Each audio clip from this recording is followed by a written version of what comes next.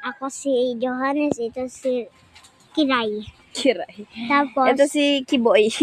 ito si Kiray. Ito si Kiboy. Tsaka, alam mo yung paniki? Nangangagat. Yung may alaga kaming paniki, guys. Gusto niyo tignan? Gusto nyo tingnan? Diyan sila.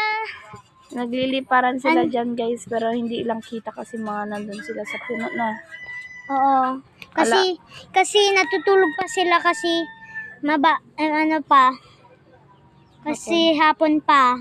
Mamayang gabi yung mga pet naming ibon lang yung mga lumalabas.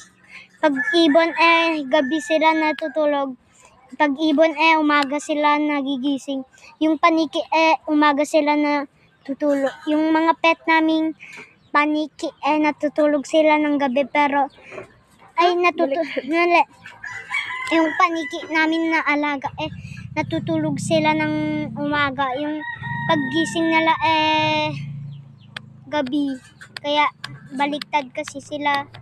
Pero yung mga ibon hindi baliktad. O, di ba?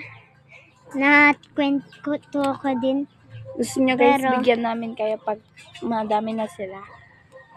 Bigyan ko kayo. Pero Mag-like and share muna kayo. Mag-like and share, tsaka comment, tsaka subscribe, tsaka like. Kaya, dapat, mga worms, tsaka ahas, yung mga kuton, yung mga maliliit na animals, yun ang Hindi nila alam yung kuton, ant, langgam. Oo, langgam, tsaka ant. Yung ant at langgam.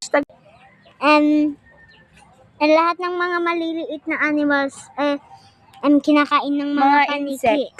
Kaya nga, yung mga insect, pero mali lang kanina yung sinabi ko pala. Pero, tinan mo yung mga aso ko doon, Ay, wait lang. Doon na, guys. Nag-aaway ulit. Diba?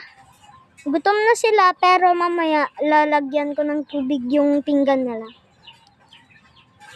Kanina, guys, diba nakita yung nag-aaway kanina. Diba, guys? Ito si Kiray, Ako si Burnaki. Hindi, Kiboy. Oo, si Kiboy. Yung mga pamilya ko, tupol, tsaka... Naglaglag yun. Joke lang.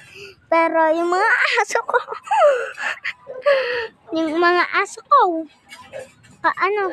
ay tingin tayo sa langit, Ready?